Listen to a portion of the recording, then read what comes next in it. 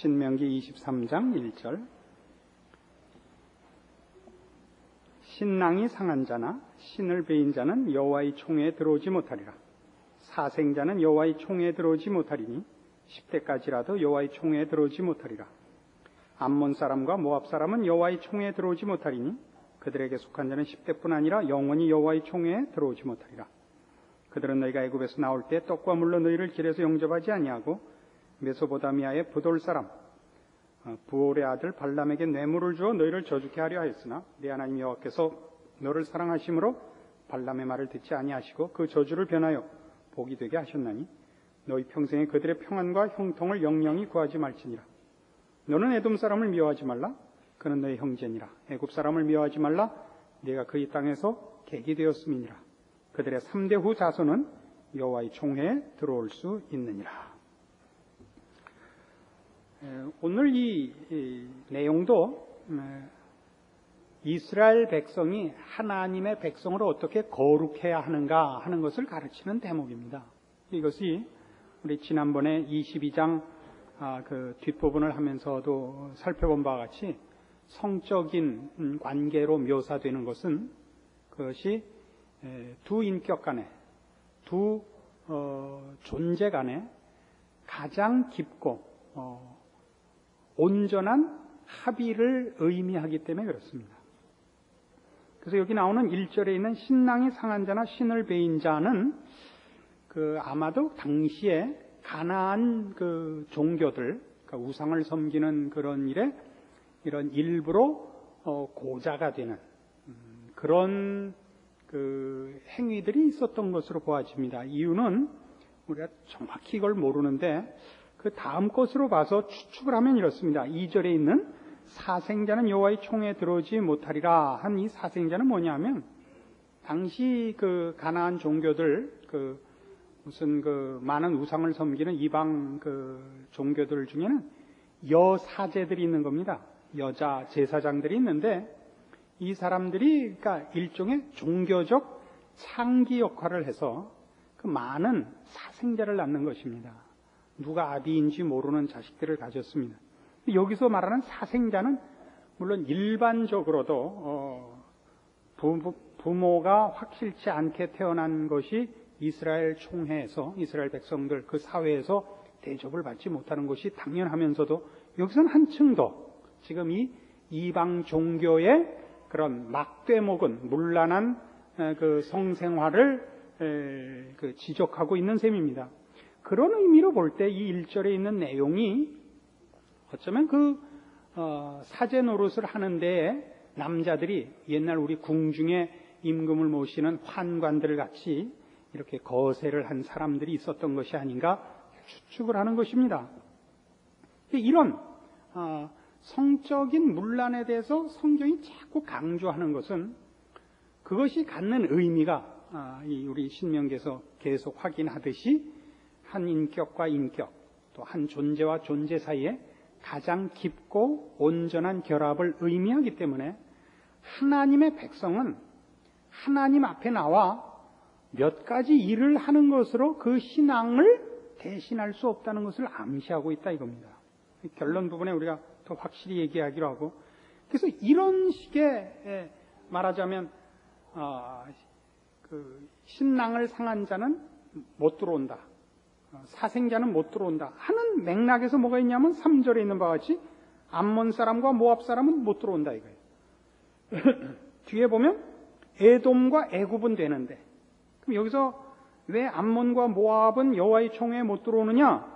애굽에서 저들이 나왔을 때 저들이 너희들의 앞길을 막고 반대하고 적대 행위를 했고 또는 환영하지 않았다라고 얘기를 하고 있지만 지금 이 전체 신명기 23장의 분위기를 보면 암몬과 모압 자손은 롯이 소돔 고모라가 멸망하고 그 가족만 피난했을 때 부인이 뒤돌아보고 죽고 롯과 그 두 딸만 살아남았었죠. 그래서 그 두 딸이 아버지에게 술 먹이고 관계를 맺어서 낳은 자식들입니다. 암몬과 모압의 조상이 되는 것입니다. 그래서 이쪽도 말하자면 성적인 관계에서의 비정상적인 관계의 결과들을 대표하는 것입니다. 암몬과 모압도.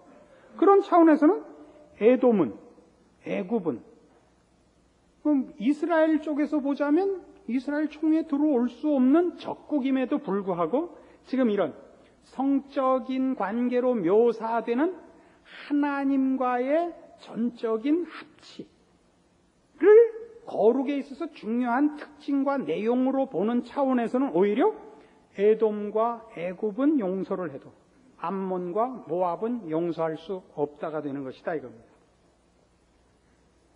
그래서 우리는 지금 여기서 얘기하는 식으로 따지자면 거룩이 뭐냐? 신앙의 가장 중요한 핵심이 뭐냐? 그럴 때 하나님과 합치는 겁니다. 그 하나님과 합친다는 건 뭐냐? 부부가 합치는 것과 같은데 부부가 합친다는 건 뭘 의미하느냐 하면 부부는 돈 벌어다 주고 책임이 끝나지 않지 않느냐 이런 얘기입니다. 그렇잖아요? 결혼을 하고 왜 부부싸움을 하는 거예요? 부부싸움을 하는 가장 큰 이유가 뭐예요? 내 마음에 안 들기 때문이죠, 서로가. 근데 내 마음에 왜 안 드는 거예요? 기대를 어긋나게 했기 때문이죠. 결혼을 할 때 남자나 여자나 결혼하는 상대방이 짐을 덜어줄 거라고 생각을 하고, 짐을 덜어주는 정도가 아니라 이 사람하고만 결혼하면 모든 것이 해결될 거라고 생각하고 한단 말이죠. 그래요, 안 그래요?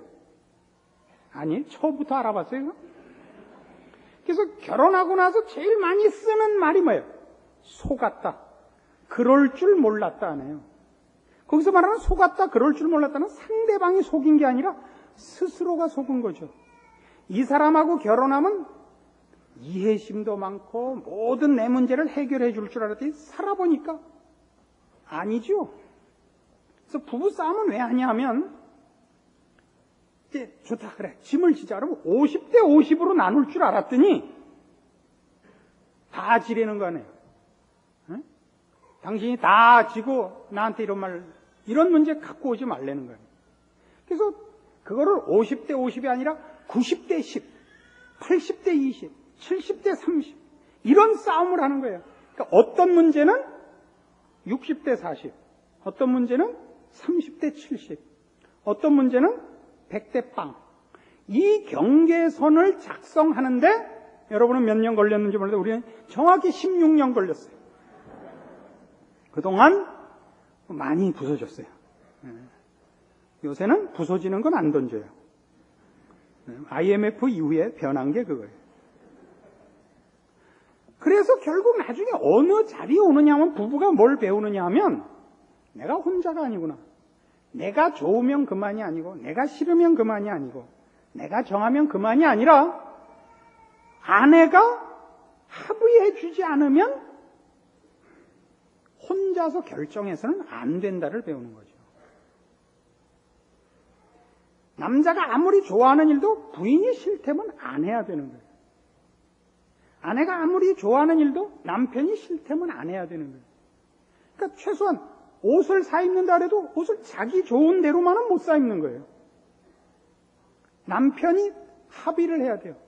여보, 그 나이에 미니스커트가 웬 말이오? 이걸 해야 된다. 여보, 미니스커트는 싸잖아. 여자들의 모든 공통된 그 핑계예요. 나이가 들면 말이죠. 나이 든 값을 하라 그랬죠. 여자들이 너무 이쁘게 하고서 남편하고 같이 가기 싫어한다. 그러면 안 되죠. 그 얘기예요. 신앙의 문제에 있어서 우리가 하나님의 사람이 되고 거룩한 사람이 된다는 건 윤리적, 도덕적으로 죄 안 지면 다 되는 것이 아니라 그 거룩은 하나님과 일치되는 거예요. 하나님의 뜻에 일치하고 하나님 기뻐하는데 동의를 하고 하나님 인정하는 길로만 가기로 하는 거예요. 처음엔 신앙이 낮으면 몇 가지만 하나님 일을 하고 나머지는 내 마음대로 한단 말이에요. 그게 성경에는 여러 가지로 지적되어 있죠. 뭐 대표적인 예로 예레미야 7장 같은 데 가보세요. 우리 뭐 여러 번 인용한 데고 확인한 데입니다만은 이스라엘 백성의 실패가 어디 있었는가 이렇게 나오죠. 예레미야 7장 1절 여호와께로서 예레미야에게 말씀이 임하니라. 가라사대 너는 여호와의 집 문에 서서 이 말을 선포하여 이르기를 여호와께 경배하러 이 문으로 들어가는 유다이나 다 여호와의 말씀을 들으라. 만군의 여호와 이스라엘의 하나님이 이같이 말씀하시되 너희 길과 행위를 바르게 하라. 그리하면 내가 너희로 이곳에 거하게 하리라. 너희는 이것이 여호와의 전이라 여호와의 전이라 여호와의 전이라 하는 거짓말을 믿지 말라.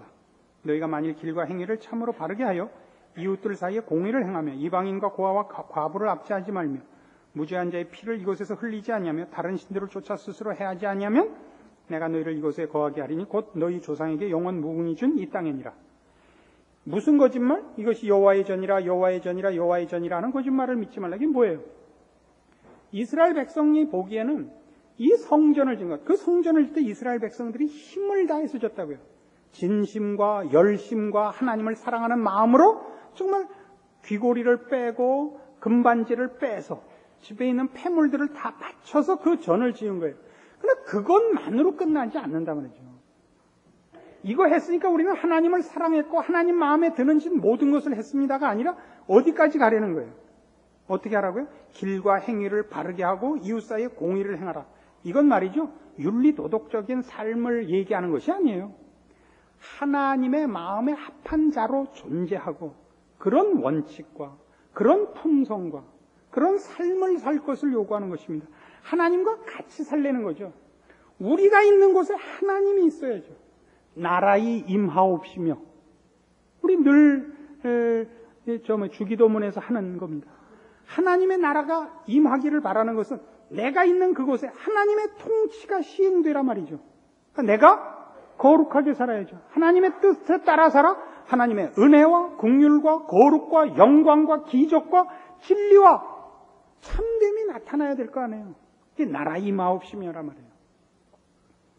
부부란 얼마나 무서운 것이냐면 잘 새겨 들으세요. 누가 하나 못나게 굴면 그 사람 하나만 욕하잖아요. 저 사람 남편이 누군데 저렇게 마누라를 내비둬 그러는 거예요. 교회는 남자들이 실수하는 것보다 여자들 실수하는 게 많으니까 잘 새겨 들으세요. 남자들은 왜 실수 안 하죠? 안 나오니까. 교회에 나와야 실수를 하든 말든 하죠. 자식이 잘못하면 쟤네 부모가 누구야? 그러듯이 누가 하나 잘못하면 남편이 꾸깃꾸깃한 와이셔츠 입고 나오면 뭐라 그래요? 저 마누라 뭐 하는 거야? 그런단 말이에요. 그래요? 안 그래요? 몰라요? 부부란 그런 거예요. 그게 하나란 말이죠. 하나님 그렇게 우리를 부르신 거예요. 우리를 하나님의 자녀라는 이름으로 부름받게 하시는 거예요.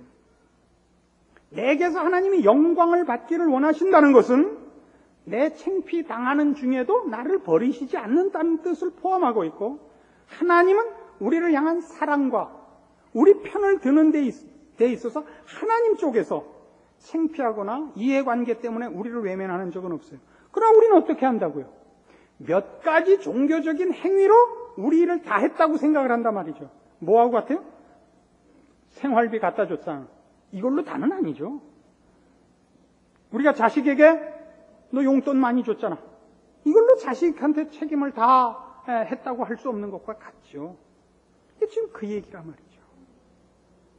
성경이 자꾸 이런 식의 성적인 관계를 얘기하는 것은 부부 관계가 갖는 그 깊고도 서로가 서로에게 100% 의존적이며 분리될 수 없는 관계를 얘기하는 것이란 말이죠. 거룩함이란 그런 거예요. 하나님의 거룩하심에 우리가 참여하기로 되어 있고 거기로 부름받은 그 복이 무엇인지를 안다면 그것은 영광이요 특권인 동시에 얼마나 커다란 책임인지 모르는 것입니다. 우리는 우리 혼자 자신의 인생과 결정과 반응을 자신만의 명예나 능력으로 책임지지 않는다는 사실을 알아야겠고, 그런 차원에서 우리는 모든 문제에서 하나님과 결합된 자, 하나님의 자녀라는 이름으로 존재하는 자로서의 반응과 책임을 인식하고 결정을 해야 된다 이거죠. 이사야 58장 같은 데 가보시겠어요? 이거 우리 이스라엘 백성의 불신앙을 지적하는 부분이지만 동시에 그것이 뭘 의미하는가를 이런 차원에서 볼 수 있단 말이죠. 이사야 58장 1절. 크게 외치라, 아끼지 말라. 네 목소리를 나팔같이 날려 내 백성에게 그 허물을, 야곱 집에 그 죄를 구하라. 그들이 날마다 나를 찾아 나의 길 알기를 즐거워함이 마치 의를 행하여 그 하나님의 규례를 폐하지 아니하는 나라 같아서 의로운 판단을 내게 구하며 하나님과 가까이 하기를 즐겨하며 이르기를 우리가 금식하되 주께서 보지 아니하시면 어찌미오며 우리가 마음을 괴롭게 하되 주께서 알아주지 아니하시면 어찌미니까 하느니라. 보라, 너희가 금식하는 날에 오락을 찾아 얻으며 온갖 일을 시키는도다. 보라, 너희가 금식하면서 다투며 싸우며 악한 주먹으로 치는도다. 너희의 오늘 금식하는 것은 너희 목소리로 상달케 하려 하는 것이 아니라 이것이 어찌 나의 기뻐하는 금식이 되겠으며 이것이 어찌 사람이 그 마음을 괴롭게 하는 날이 되겠느냐. 그 머리를 갈대같이 숙이고 굵은 배와 재를 펴는 것을 어찌 금식이라 하겠으며 여호와께 연락될 날이라 하겠느냐. 나의 기뻐하는 금식은 흉악의 결박을 풀어주며 멍에 줄을 끌어주며 압제당하는 자를 자유케 하며 모든 멍에를 꺾는 것이 아니겠느냐. 또 줄인 자에게 네 식물을 나눠주며 유리하는 빈민을 네 집에 들이며 벗은 자를 보면 입히며 또 네 골육을 피하여 스스로 숨지 아니하는 것이 아니겠느냐. 이게 다 뭐예요? 하나님 되심의 큰 특징은 뭐예요? 이해관계를 따지지 않으며 이기심으로 상대방을 해롭게 하지 않으며 은혜와 자비를 베푸시는 하나님. 이것이 하나님께 가까이 가고 하나님의 이름으로 말미암는 자들이 본받고 배우고 변하고 발휘해야 되는 내용이란 말이에요. 그럼 자, 우리 부부 관계에서도 보세요. 부인이 남편 보고 당신 이러고도 남편이라고 얘기할 수 있어? 정말 날 사랑하는가? 이랬더니 당신 내가 진주 목걸이 사주고 다이아몬드 반지 사주고 이빨 몽땅 금으로 바꿔줬잖아. 그러면 다예요? 보통 남편이 아내들에게 분에 넘치는 물건을 사올 땐 캥기는 게 있을 땐 바람 피우고 와서 뭐 사주고 그건 안 되잖아요. 도박하고 와서 돈으로 때우고 이건 안 되잖아요. 이건 사랑을 한다면 허락을 받아야죠. 그렇죠? 사랑을 한다면 상대방이 싫어한다는 게 가장 무섭죠. 아무리 가까운 친구, 아무리 하고 싶은 일이라도 남편이나 아내가 싫어하는 것은 못하는 거예요. 이게 자기가 사랑하는 사람을 근심시키고 그 싫어하는 마음, 슬프게 하는 것이 제일 가슴에 와 닿아야 된단 말이에요. 근데 뭐 이상한 얼굴을 하고 쳐다보세요. 당연한 얘기 아니에요. 신앙 이전의 얘기 아니에요. 우리가 누구나 배우는 거 아니에요. 저 누구예요? 그 이현세 씨 즐겨 그리는 만화 주인공 까치가 늘 나오는 그 짝사랑하는 엄지를 향해서 하는 얘기였어요. 나는 네가 원하는 것이라면 무엇이든 할 수 있어. 그거죠. 신앙이 뭔데요? 우리가 에베소서 5장에서 보는 바와 같은 모든 아내에게 남편에게 복종하라 할 때 그게 뭐예요? 교회가 그리스도에게 하듯 복종하라. 왜요? 왜 복종해야 돼요? 그리스도께서 교회를 위하여 그 몸을 주셨거든요. 십자가를 지셨고 그 목숨을 바쳐 사랑하고 고쳤거든요. 고쳐냈단 말이에요. 우리를 피로 씻어냈단 말이에요. 흰 옷을 입히고 우리에게 영광된 지위를 줬단 말이에요. 우리가 그 앞에 순종하는 거죠. 그 요구가 무슨 윤리로나 양심으로나 우리에게 어긋난 것을 요구하는 것이 아니라 우리의 복을 위하여 요구하는 것들임을 알기에 더더욱 그렇습니다. 이것이 말하자면 거룩 문제를 놓고 성경이 성적인 표현을 쓰는 이유입니다. 그래서 여러분이 이 문제를 우리 누구예요?